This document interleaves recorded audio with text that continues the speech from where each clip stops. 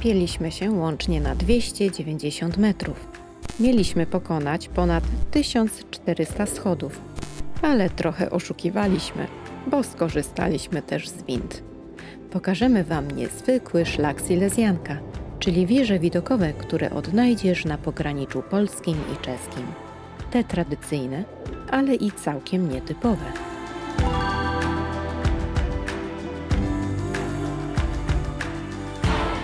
Gdzie lepiej zacząć przygraniczny szlak niż dokładnie na granicy polsko-czeskiej? Niemal na wodzie stanęła wieża na meandrach Odry. To najwyższy punkt, na jaki wspięliśmy się po polskiej stronie. Tu zdecydowanie rządzi przyroda. Druga pod względem długości rzeka w Polsce tworzy piękne zakola, które można podziwiać z wysokości. Byliśmy tu nieraz, więc przywołamy też wcześniejsze ujęcia, gdy pogoda była nieco łaskawsza.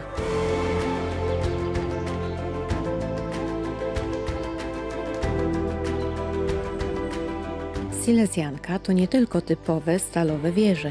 Szlak jest bardzo zróżnicowany, co dodaje smaczku podczas ich odkrywania. W Wodzisławiu Śląskim Silezjanka zaprasza do baszty rycerskiej. Czemu rycerska? Bo średniowiecze, rycerze i te sprawy? No nie, to wieża romantyczna z XIX wieku. Kiedyś stał tu cały zameczek myśliwski. Panowała wówczas moda na tworzenie neogotyckich budowli, inspirowanych średniowieczem. Widok z niej jest bardzo ograniczony przez rosnące wokół drzewa, ale obiekt jest ciekawy już sam w sobie. Kiedyś była tu restauracja. Może to dobry pomysł na dalszy rozwój tego miejsca? Napisz, co o tym sądzisz w komentarzach.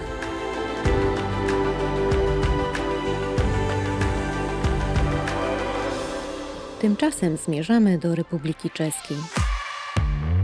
Większość z wszystkich 34 obiektów Silezjanki mieści się właśnie w tym kraju. W Czechach zaczynamy z wysokiego C, czyli od najwyższej wieży całej Silezjanki w Ostrawie, w Nowym Ratuszu. Najwyższa wieża nie oznacza jednak najwyższej położonego punktu widokowego. Ten jeszcze przed nami.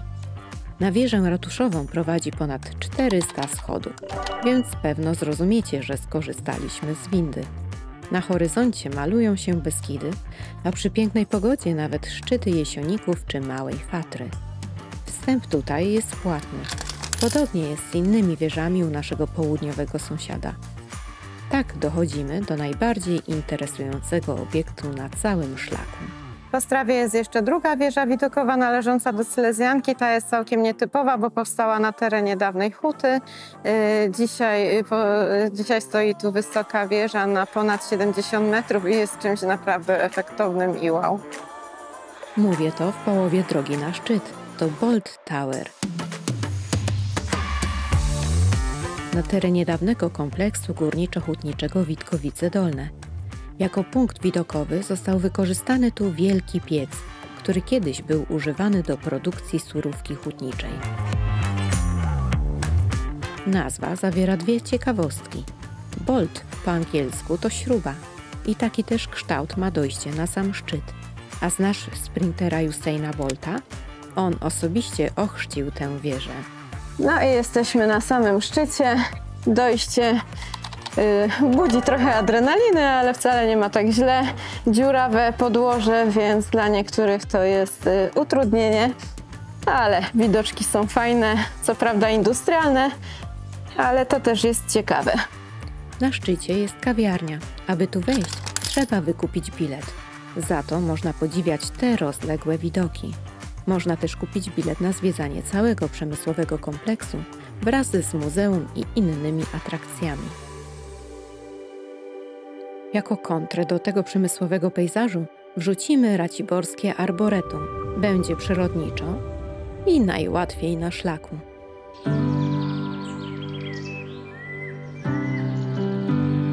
Arboretum Bramy Morawskiej, taka ciekawostka, nie ma wieży, nie ma schodów, a jednak widok z 12 metrów jest. W dole widać labirynt z pięknymi roślinami. To zaczarowany ogród. Wokół odnajdziesz sporo terenów spacerowych na kilka godzin łazikowania. Na miejscu jest mini zoo, ścieżki edukacyjne i piękne stawy. polecamy wcześniejszy film o krainie Górnej Odry, w którym więcej opowiadamy o okolicznych atrakcjach.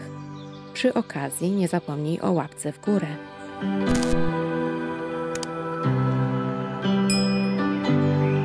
Trochę nietypową wieżę widokową odnajdziesz w Pogrzebieniu.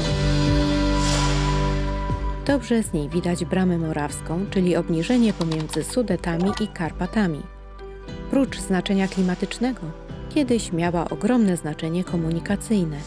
Tędy prowadziły szlaki migracyjne i handlowe. Brama była na przykład elementem szlaku bursztynowego. Bramę dobrze też widać z Pietrowic Wielkich, gdzie stanęła wieża, na którą prowadzi dokładnie 100 stopni. Pod wieżą powstała tężnia solankowa.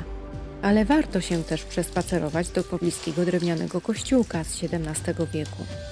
Ciekawą tradycją tutaj jest barwna konna procesja, w której zwyczaj przybył najprawdopodobniej z niemieckimi osadnikami. Organizowana jest na Wielkanoc i związana jest z szukaniem zmartwychwstałego, podobnie jak odnaleźli go uczniowie z Emaus. My tymczasem udajemy się do Tworkowa, by odnaleźć kolejne na szlaku wież widokowych. Wieża w Tworkowie to element całego kompleksu pałacowego, a właściwie i zamkowego, bo korzenie budowli sięgają średniowiecza. Także jest to chyba najstarszy obiekt na całej Silezjance. Bardzo lubimy to miejsce. Mimo że dziś pozostaje ruiną, po pożarze w XX wieku to ma magnetyzujący, romantyczny klimat, który sprawia, że chce się tutaj wracać i odkrywać jego historię. Punkt widokowy zorganizowano tu na wieży zatarowej, skąd pięknie widać miejscowość, park i staw. A czy dostrzeżesz stąd Śląsk Opawski, do którego teraz zmierzamy?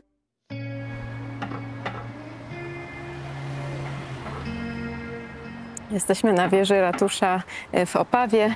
Miasto jest śliczne, chociaż podobno też niszczone trochę w czasie wojny, ale dużo zachowało się pięknych budowli i właśnie je podziwiamy z tarasu widokowego na wieży.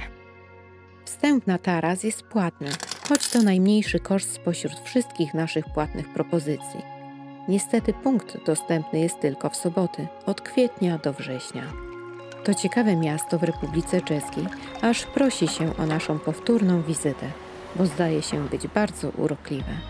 Także nie zapomnij o subskrypcji.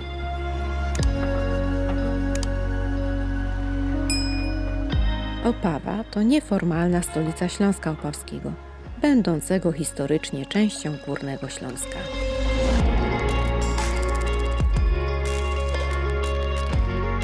Naszą przygodę po Silezjance zaczęliśmy przyrodniczo i tak też zakończymy. Choć miejsce to jest znane z okazałego pałacu i zamku. To oczywiście Hradec nad Morawicji. Co ciekawe, mimo że gotycki zamek stanął tu już w XIII wieku, to nie jest to ta okazała ceglana budowla. Czerwony pałac został zbudowany w XIX stuleciu z przeznaczeniem na zaplecze gospodarcze.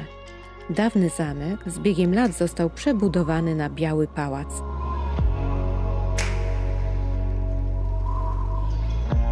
Ale my wróćmy do Silezjanki. Punkt widokowy bowiem nie powstał w wieżach tych wspaniałych zabudowań. Trzeba do niego podejść około 1,5 kilometra przez malowniczy park. Aby przejść obok zamków, trzeba kupić niedrogi bilet. I choć platforma jest naprawdę niewysoka, to stoi na szczycie wzgórza w paśmie niskiego jesionika i oferuje piękny widok na kompleks pałacowy i miasto.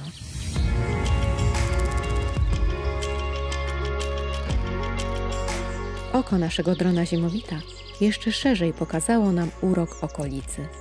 To też podczas wizyty w tym popularnym miejscu nie zapomnij o spacerze na platformę Silezjanki. A będąc już w Republice Czeskiej, może dasz się skusić na Ołomuniec. To cudowne miasto. Podrzucamy nasz film o nim. Pozdrawiamy.